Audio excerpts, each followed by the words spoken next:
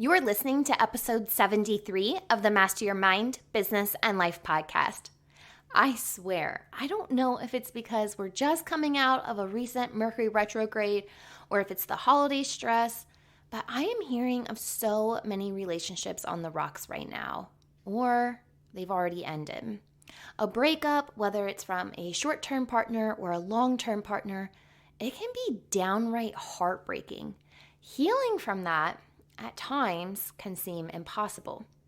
But today's guest, licensed marriage and family therapist, Kristen Boice, is here to guide us on how to begin the healing process after a breakup. If anything resonates with you during this episode, I invite you to share it. Whether you're sharing it with me on social media at MindBizLife or sharing the episode with friends or family, as you know, sharing is how we grow. But more importantly, you just never know who may need to hear this message. Just think, you sharing this episode could be exactly what one of your loved ones needs to hear. Something to think about as we dive into this conversation. Are you ready? You know what to do. Tune in, turn it up, let's go. You're listening to Master Your Mind, Business, and Life. Conversations with everyday world shifters, truth seekers, and rule breakers. Here's your host, Lauren Smith.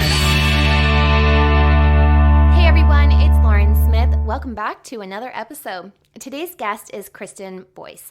Kristen is a licensed marriage and family therapist, Close the Chapter podcast host, and owner of Pathways to Healing Counseling. Kristen specializes in improving self-worth, helping couples and families resolve conflicts and develop powerful communication skills, effective parenting strategies, make life transitions, grief and loss, reducing anxiety and working through trauma, and most importantly, she instills hope and helps you create possibilities. Hi, Kristen. Welcome to the show. Lovely having you join me today. Thank you so much for having me. I'm thrilled to be here with you. We're diving into a topic that I think just about every audience member can relate to, and that's relationships, but more specifically, breakups. But before we dig a little bit deeper into this topic, I'd love to learn a little bit more about you. What pulled you towards marriage and families as your focus? That's a great question. I'm a licensed marriage and family therapist. I own a private practice. And what drew me to work with, particularly, I work with individuals, families, and couples. And what drove me to do that is my parents got divorced when I was in third grade. And so I was very motivated to not repeat patterns and break kind of generational cycles. And of course, had to go through my own journey in relationships and breakups. And to find the right partner was about doing deeper work. It's really about connecting to what lies within your patterns, your unconscious conditioning, the programming we got as kids. So important to dive into that. And that's really what inspired me to become a therapist. I love that you used your childhood as your fuel or your motivation, because so many times in the show we come back to childhood and just how many times it reflects and comes up in our adult life. So I love that that was part of your motivation and what called you to do this. Yes, I have a keen curiosity for people, why they are the way they are. And that also every day is a new day. Every person has a story and has kind of experiences that have shaped them. So I love finding out more about who people are and why they are the way they are. Well, let's dive more into the whys, because I think when it comes to relationships and ending a relationship, a why can always come up in so many different scenarios. But it's been a while since I've gone through a breakup, but I can almost effortlessly go back to the pain that it brought on. So healing seems like it's an ongoing process, but many don't even know where to start. So where do we begin when it comes to healing after a breakup? This is one of the most important pieces that I think people skip. And we have to go through the grief of the breakup. A lot of us don't want to go through the grief, or we feel like we get stuck in the grief. And part of that looks like going through the anger, going through the sadness, working through the fear. And I spend a lot of time kind of deconstructing why you chose the person you chose. What was the motivator for being with this person? What did you originally like in them and maybe didn't want to see at the beginning when it's the honeymoon phase? Or maybe you didn't see it because they hit it. Or they, when we're in the honeymoon phase, we release all this dopamine and chemicals that really help us to have kind of a euphoric feeling. And so we're not really dialed into somebody's habitual patterns, or maybe what we would quote unquote say negative characteristics that might not be a good match for us. So it's really deconstructing a lot of how did you show up in the relationship? But more importantly, and most importantly, is walking through the grief, not numbing it, not stuffing it, not trying to make it go away. We've got to move through it to get to the other side of it. So it's spending some time journaling, letting those feelings out, crying, and giving yourself permission to have your feelings. Some people struggle with having anger or sadness, and they try to move away from that. And when we can just allow what's there to be there, that's how we begin the healing process. Do you find that when maybe one partner moves on really quickly after a relationship and the other one stays single for a while afterwards, does that second person who's staying single, do they tend to grieve that relationship more? Or what makes a person jump right into another one afterwards? Because I feel like those are I see that a lot within my friends. One partner goes into another relationship, next one is single for years and years and years. Yeah, I think sometimes what people can do is be habitual, kind of a love addicted. And so they have these habitual patterns where they don't want to be alone. So they'll jump ship and go to the next person without taking the time to grieve through that relationship. Now, some people grieve that relationship while they're in the relationship. I always tell people, and I don't like to use the word always and never, but in a lot of these cases, I'm like, take a pause, deconstruct. And when someone's kind of unconscious, they'll just move to the next relationship and they will repeat patterns. It looks like it's all in a different package. And they're like, oh, this person's so different. And when they peel the layers back, it's really very similar patterns, but in a different package. And that's why we have second marriages that have a higher divorce rate, 70% divorce rate, because a lot of people don't do the work of deconstructing and healing and grieving that first relationship. So oftentimes when I see someone jump pretty quickly to another one, it's a little bit of a red flag that they haven't paused and done that deeper work to not repeat patterns. That's huge. It really is. And it's something that you don't think about very often. Because it's almost like you're then bleeding into your next relationship, like from exactly. From and not even conscious of it sometimes. Right. Because we think, oh, this is great. And I love this person and we're soulmates and it feels so different. And yet when 6 months, a year, 2 years in, they're like, oh my gosh, I didn't really see this, because they didn't pause and have enough self-awareness of why they picked the person they picked.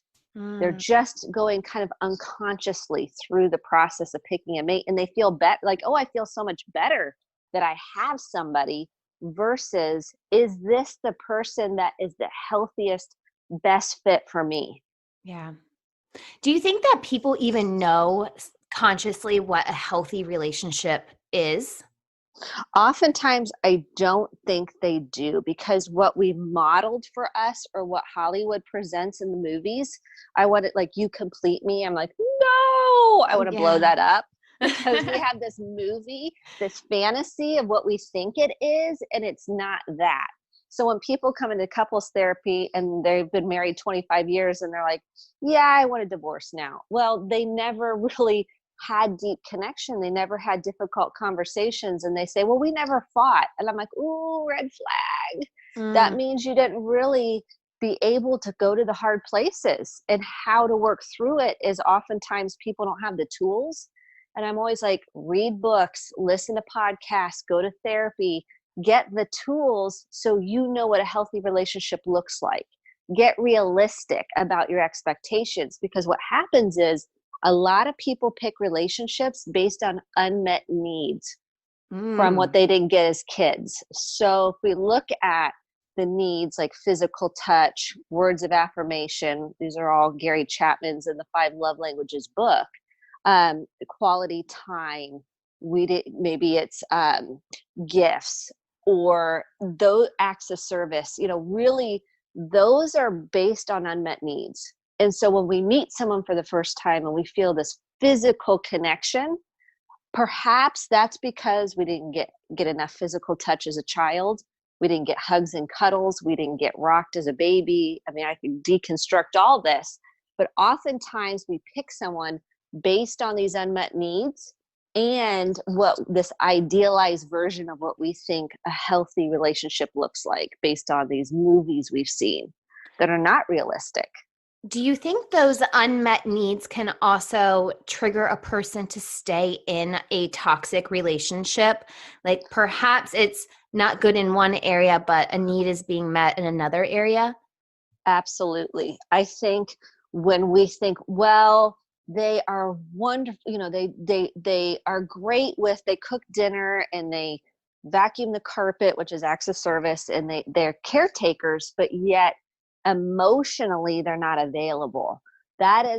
So they kind of rationalize it's not that bad. Well, what is the core issue? What is the unmet need within yourself? Because we can't change another person. We only can do the work within ourselves. And that's what I invite all couples to do, is look at your own unmet needs, get self-aware, start understanding what you didn't get. And oftentimes what people will come in is they'll say, I had a pretty good childhood, or they didn't have a good childhood at all. So they don't understand what unmet needs they didn't get. And how they find out is through another relationship, and what they crave from the other person is typically what they didn't get. So if someone is craving emotional connection, like, can you just acknowledge my feelings and say, I get you're sad. It's okay to have your feelings. It's probably because they didn't get that as a kid. And then they go out and they try to pick somebody that's going to give them that emotional availability. Well, guess what? They didn't get it either. This other person you've picked, they didn't get that either. So they don't know how to give it to you. Right. So they don't know how to give that. They didn't get a validation. They didn't get acknowledgement for their feelings. So they don't know how to do it for you. So I teach people how to give it to themselves. And then it's icing on the cake when they proactively come to therapy. They learn the tools and they have enough self-awareness to know, oh, this is really tapping into my unmet need of someone not seeing me emotionally, not letting me have my feelings, or disciplining me out of my feelings. So I stuffed it down, I numbed it out, I ate my feelings, I drank my feelings, I shopped my feelings. And we can start breaking patterns, but it starts with the self-awareness.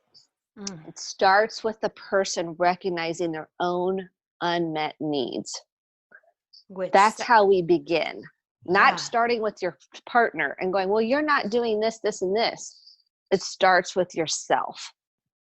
And I feel like that's so easy after a breakup to just list everything the partner did wrong. I think it is so much easier to be like, they did this and they didn't do this, and, and just absolutely point the finger when, as you're talking, we just need to point the finger back at ourselves, not to say the other person's behavior wasn't hurtful or bad or wasn't aiding in the growth of the relationship, but you kind of have to take your own power back in that moment and look inward and say, okay, where wasn't I my best self? And what do I need help on? And acknowledge your feelings, that your own feelings over the breakup. Because we can't change him or her. That's ship sailed. I have zero power over that. I can empower myself to say, it's okay for me to have my feelings over this breakup. And what unmet need was I trying to fill with this other person that didn't have it to give? So I need to figure that out for myself so I can work on healing that. So then I'm more self-aware, and I will notice how I feel when I'm with someone else, and it's not their responsibility to meet our needs. This is another myth I blow up. that the partner is not responsible for filling our unmet needs. I'm responsible for filling my own unmet needs. And that's icing on the cake when we can do that for each other. But I want to pick someone that has a growth mindset. I want to pick someone. So what I did when my own breakups, I realized, oh, I'm picking people that don't really have a growth mindset, that aren't as motivated to do their deeper work. I want someone very motivated to do this work, to identify some of their own triggers, and they're thirsty for that. That's what creates healthy relationships, is both people wanting to grow and evolve and heal and be the best version of themselves, but they're willing to acknowledge where they have wounds. That was the differentiator for me picking someone very healthy. They were willing. Are they perfect? Absolutely not. Am I perfect? No. They were willing to look at those unmet needs and do the work. So That's 2 months huge. into dating, I'm like, okay, we're going to marriage therapy. He's like, Yeah. what? And that was my signal to say, okay, you're somebody I could be with, because you have a willingness to take a look at your own stuff. Right. That's huge. It's the key to successful marriages, because I've done this for over 20 years. And what I find is the healthiest, most productive relationships are the ones that really want to grow. They want to evolve. They want to heal the deeper stuff, and they will own it. So if they have a trigger, they will say, hey, you know what, that was really, I really had this movie playing out that you are going to, when I said I was sad about something, that you were going to acknowledge that, and you didn't. And so I feel sad now, and I can ask for what I need. So I can say, hey, I really need you to kind of just, you don't need to fix it. You don't need to tell me what to do, how to fix it. I just need you to just say, hey, that makes sense. You feel that way. Right. I'm saying what I need directly and specifically. So then the partner goes, oh, okay, yeah, I can do that. It's not a game. It's not, well, Right. you failed the test. I told you 50 times what I need and you didn't do it. It sets the dynamic up that this person now has to be so responsible to make you feel better. A lot of vulnerability A there. lot of vulnerability, a lot of insight, a lot of understanding yourself. So when we do have a breakup, that's an opportunity to do this really, that's an awakening time. I like to call it an awakening time. It's hard, it's painful, it's lonely at times, and we feel kind of tortured inside at times. And it's a time to say, oh, this is my opportunity to find healing. This is my opportunity to start working on some of these deeper pieces so I can pick a healthy partner. Right.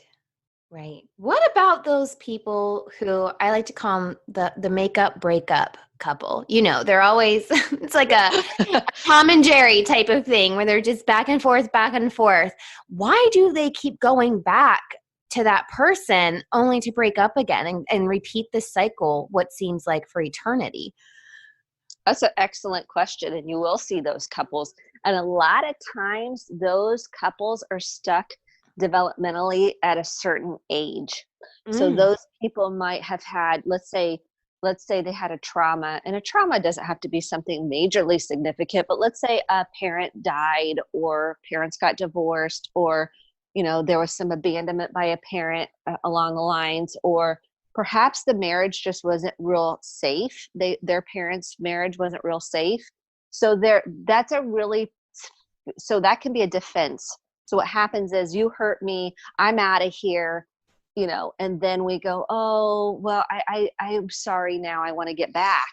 And what happens is those people are typically, we can all get in our inner child, but they're stuck in an inner child place. It's not the adult making those decisions of makeup, breakup. It's the inner child saying, hey, I am trying to protect myself here, so we're done. And then the inner child says, but I still want you to love me. I still want you to accept me. I still want to be with you because I feel better when we are together. This whole, fear of being by ourselves, or fear of, really the fear kind of motivates us to go back.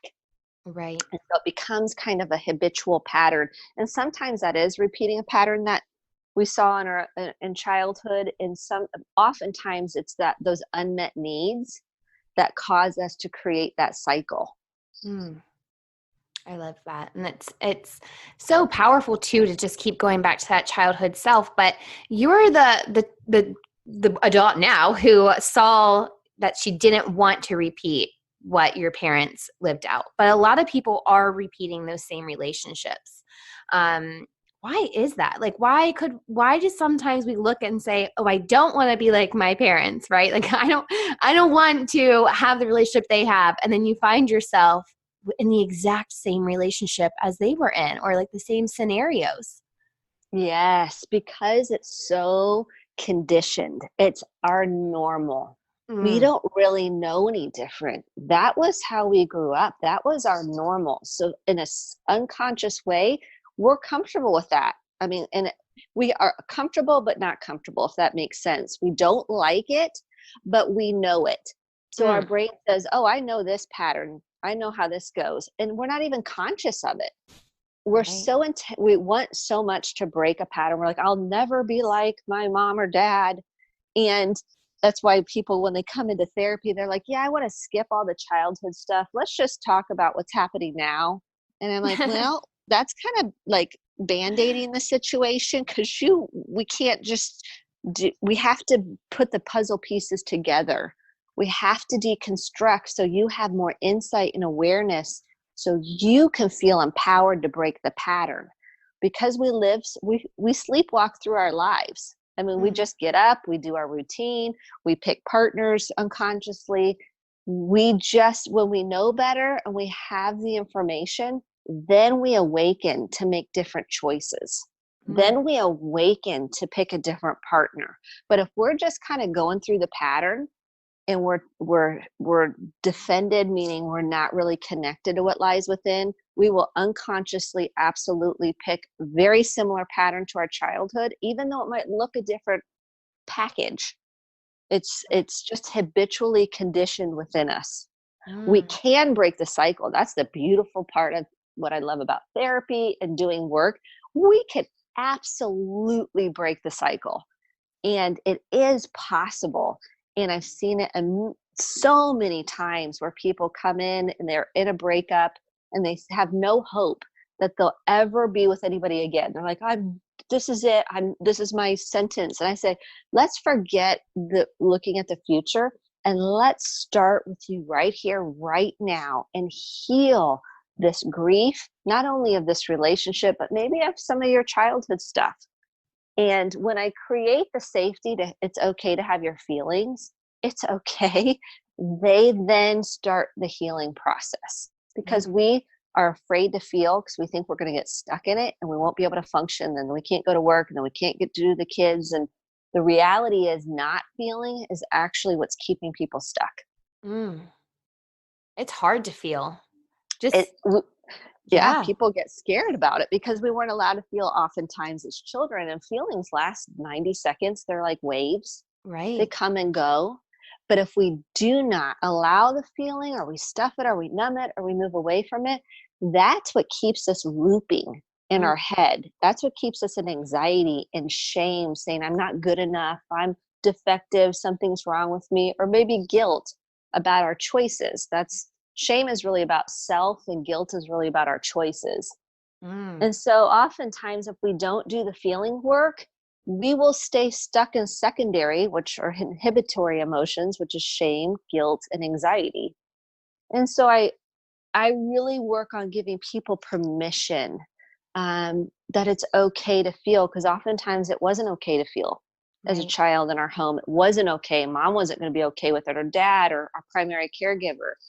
And so we're really reprogramming this, what I would call, that keeps us stuck, Yeah. this dysfunctional stance on emotion. Mm, And I think that's why we see a lot of people on social media numbing out to that, and shopping, and the stuff, because we think, well, I'll lose the weight, I'll get the husband or wife, and then I'll be successful, then I'll feel better. Then they're yeah. in my office going, well, I'm a millionaire, I got all the stuff, and I'm still miserable, because it didn't fix what lied within. It didn't it didn't work because it's such a deeper process. Right. There's so many people that think like, oh, I don't know what a millionaire would have to be upset about. It's like, oh, well, as we know, money doesn't really get you everything. It can't get that internal happiness or worth or the am I enough? There may be millionaires who are still striving to feel enough. And that's why they feel the motivation to keep hustling and trying to think that money is going to fill that void within. So, Yeah, they think I'll feel worthy and then I'll feel like I matter and then I'll feel like I'm somebody. right. Then I'll feel like I am somebody and I feel special. I feel important. And what we realize is it's an inside job. It's Mm. an inside job. It's not an outside job, it's an inside job. So there are also these people who after they've made or gone through a breakup and they start making excuses for the other person's hurtful behavior. Why is that? Why do we use that as almost like a defense mechanism? We're so afraid of being alone. In Mm, my opinion, we are so afraid to we think, well, this is the best I can do. I deserve this. So if someone's riddled with a lot of shame of them feeling like something's wrong with them and they're not good enough, they're going to rationalize. Well, they had a bad childhood, or well, they're not like that all the time. Well, they really do mean well. They're just really stressed out. And so instead of recognizing the reality that this is who, it's that whole Maya Angelou quote, when someone shows you who they are, believe them. yes. We are so mired in our unworthiness and our unlovability and our defectiveness that we think this is the best I got. Mm, It's not that bad. Oh, they have it worse. This person, at least they're not doing this, that, or the other. And when we start doing that, that's a red flag. That's a red flag to say, oh, my inner child's online saying this is the best I can do. And it's a call to work on the fear. It's a call to work on taking your power back and working through the shame of working through this piece, this belief that I'm not enough. Because if we don't work through that, that will run the show, picking most of your relationships, picking the job you're in, picking how you parent. Because we'll be looking to other people to say, do you think I'm enough? Do you think I'm lovable? Do you like me? Do I have enough likes on Facebook and social media? And it will be an empty well. And the call is to work on healing those parts that say I can't be alone, to say I can handle this. I can absolutely handle this. I am enough. We work on those beliefs and we work on that deeper piece to get to the place where you say I can handle this. I can handle my feelings. I can tolerate the stillness. I can tolerate, being by myself. I can tolerate these uncomfortable feelings of grief. mm. That's what we work on. I can handle that. Because when we think I can't handle it, I can't tolerate it, we do things to move away from what will help us grow and heal. Mm. So true.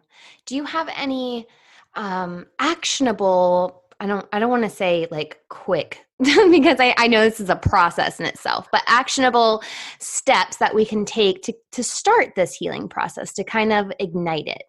Yes. The first thing I tell people is, and they're like, oh my gosh, we're going to have to do this. I'm like, yep, this is the first thing I do in therapy is I literally have them put their feet on the ground, have them breathe through their nose, out their mouth, as if they're cooling soup or cooling a cookie. I love to do this with kids too, is teaching them to calm the nervous system down so we can rest and digest instead of being in fight, flight, or freeze. We've got to learn that I can handle what comes up with the feelings. And I invite people to do this every hour for Mm, the next 21 days. And I know you're like, that's a lot. Yep, because I'm trying to reprogram the brain to mm, calm. I've got to slow things down. Feel your feet on the ground, breathe, and repeat. And that's how we get out of our loops in our head, because the thinking is what keeps us into anxiety. And if I can help people shift into the body, I help them learn how to deal with the feelings and be able to handle them. So that's number one. Number two, so that's, you're going to do that every hour, 21 days. Number two is starting to notice what your body is telling you. So if you get, let's say you get a stomach ache, or you get a headache, or you've got, your shoulders are really tight, or you've got lower back pain, I say breathe into those places in your body. And then I ask them what emotion lies there. And I give them a cheat sheet so people can write this down. I give them the 7 core emotions. If you've seen this from Inside Out, the Disney movie Inside Out, big fan, because it's based on neuroscience. It's a cheat sheet. So I give them, here's the core emotions. Write these down: fear, anger, sadness, disgust, which shocks people sometimes, but disgust is on there, excitement, joy. And excitement was not in the movie, and sexual excitement is not in the movie for obvious reasons. That would have changed the storyline just a wee bit. So I have them notice what that body sensation is telling them. So let's say my stomach is in a knot. I know I'm in fear. It's like, okay. And then I have them breathe into that place, feel their feet on the floor, say they can handle it. The second thing, or the third thing is, so we've got the feel your feet on the floor and breathe every hour. Second thing is identify that core emotion. And the third thing is write it out to get it out. A lot of people do not like to write. I'm like, you got to write it out to get it out. Otherwise, we're not releasing what lies within. So we've got to write out, what am I feeling? Write out that core emotion. Kind of get curious about it. I feel sad because, I love that prompt. Let's say you identified sadness. I feel sad because, fill in the sentence. The fifth thing, so those are some practical, real quick strategies. And then if you feel like there's more there, I'm, as you know, a big proponent in finding a good therapist, because there's nothing more important than investing in working on this deeper stuff so you don't perpetuate a cycle with your own children, in your own marriage, with friendships and other relationships, and with yourself, most importantly. There's no price tag you can put on really empowering yourself and getting you back, the real authentic you. So that's some of my helpful, probably put it in motion practice every day and see how that goes. Obviously, gratitude is another great one. To have a gratitude practice, I call it bookend. Start your day and end your day with 5 to 10 items of gratitude. That helps your body be able to rest and digest and say, okay. And it can be little things like, oh, I'm so glad I have fingernails. I'm making this up, but oh, look, the leaves are falling outside, or it doesn't have to be anything profound. Right. Yeah. And I think sometimes just shifting back into that mode of gratitude when you're anxious or overwhelmed, it's a muscle, right? Like the more you practice gratitude, the faster you're able to shift into gratitude in a moment that may be overwhelming, or you may be angry. So I love that you suggest starting your day and ending it with gratitude. Yeah. And especially with the breakup, it's hard to find gratitude, or when we're in grief, it's really hard when we're in pain to find the gratitude, and giving yourself permission to say, it's okay for me to have my feelings, and I'm going to try to find the gratitude, because you can do both. It's not an either or. I love that so much. Where can our audience go to connect with you further and learn more about how they can begin their healing process? Absolutely. If they want if anybody listening wants a free 5-day journal, it's a prompt that I give clients, and you can start right here, right now. It's absolutely free. You can go to Kristen, KRISTEN, as in dog, Boice, BOICE.com. Just put your email in there.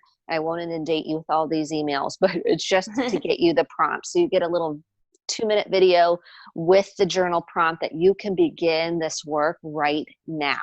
So that's first. Second, if you want to do social media, Kristen D. Boice is how you find me on Facebook and Instagram and all the platforms. I love it. Kristen, I know with this information, our audience can begin their healing process. And as you know, that is so powerful. Thank you so much for joining me today and sharing your light.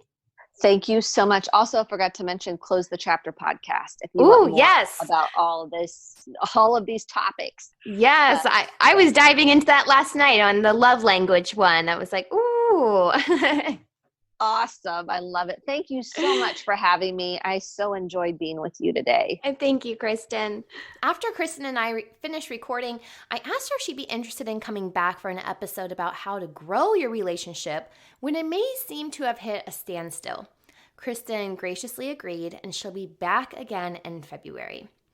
I've posted direct links to Kristen's website, social channels, and podcasts on this week's episode notes found on mindbizlife.com.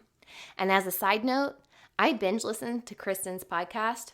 It's so good. Like, so good. Definitely go and check that out. And if you're getting down with my Fuel Your Life Friday episodes, I'll see you back here on Friday.